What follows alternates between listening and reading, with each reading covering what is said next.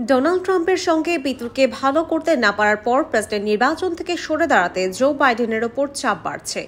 নতুন করে নিজ দল ডেমোক্রেটিক পার্টির আরও কয়েকজন জ্যেষ্ঠ নেতা এই আহ্বান জানিয়েছেন। নিজেদের মধ্যে এক বৈঠকে তারা বিষয়টি তুলে ধরেন। সিবিএস নিউজ সহ আরও বেশ কয়েকটি আমেরিকান সংবাদ মাধ্যম জানায়, ডেমোক্রেট নেতা হাকিম জেফ্রিসের সঙ্গে এক বৈঠকে অংশ নেন দলটি থেকে নির্বাচিত বেশ কয়েকজন কংগ্রেস সদস্য। তাদের মধ্যে জেরি নাডলার, মার্ক তাকানো ও অ্যাডাম স্মিথ নির্বাচন থেকে বাইডেনের সরে যাওয়ার পক্ষে মত দেন।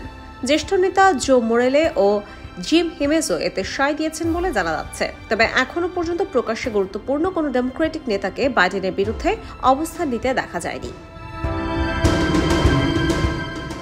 সংবাদ মাধ্যমগুলো জানিয়েছে, ডেমোক্রেটিক দলের নেতাদের মধ্যে এই বৈঠক অনুষ্ঠিত হয়। বৈঠকের বিষয়ে জানান এমন ব্যক্তিদের বরাতে বলা হচ্ছে, ওই বৈঠকে উপস্থিত অন্য দল নেতারা নির্বাচনে প্রতিদ্বন্দ্বী প্রার্থী ডোনাল্ড ট্রাম্পের বিরুদ্ধে বাইডেনের জয়ের সম্ভাবনা নিয়ে উদ্বেগ প্রকাশ করেছেন। তবে বিষয়টি নিয়ে প্রকাশ্যে কোনো মন্তব্য করেনি তারা।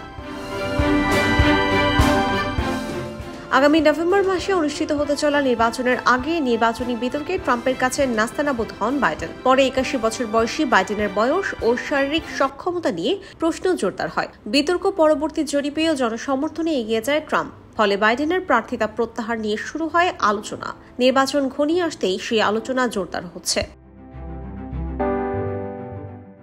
গত সপ্তাহে প্রথম ডেমোক্রেট নেতা হিসেবে বাইডেনের প্রতি সমর্থন তুলে নেন লয়েড ডগেট। পাশাপাশি তাকে নির্বাচন থেকে সরে দাঁড়ানোর আহ্বান জানান। প্রায় একই সময়ে বাইডেনের থেকে মুখ ফিরিয়ে নেন ডেমোক্রেটের অন্যতম প্রধান অর্থদাতা ডিজনি পরিবার। পরে এই তালিকায় আরও কয়েকজন নেতা ও অর্থদাতারা যুক্ত হন।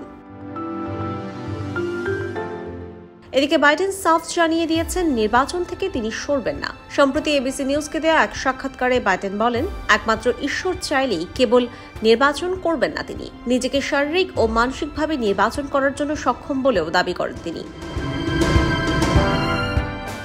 যদি প্রেসিডেন্ট জো বাইডেন এই সাক্ষাৎকারটির মাধ্যমে ট্রাম্পের বিরুদ্ধে বিতর্কে দুর্বল পারফরমেন্সের কারণে তার পদত্যাগ দাবি করা ডেমোক্রেট একাংশের অসন্তোষ দূর করতে ব্যর্থ হয়েছেন বলে মনে করা হচ্ছে। কেননা নভেম্বরের নির্বাচনে প্রার্থিতা থেকে পদত্যাগ করার দাবি তোলা বাইডেনের ডেমোক্রেট সমালোচকদের তাদের প্রতিক্রিয়ায় আগের বক্তব্যে অটল থাকতে দেখা গেছে। ফলে বলা যায়, বাইডেনের এই সাক্ষাৎকার ডেমোক্রেট একাংশের অসন্তোষ দূর করতে পারেনি। IBTV USA, new York.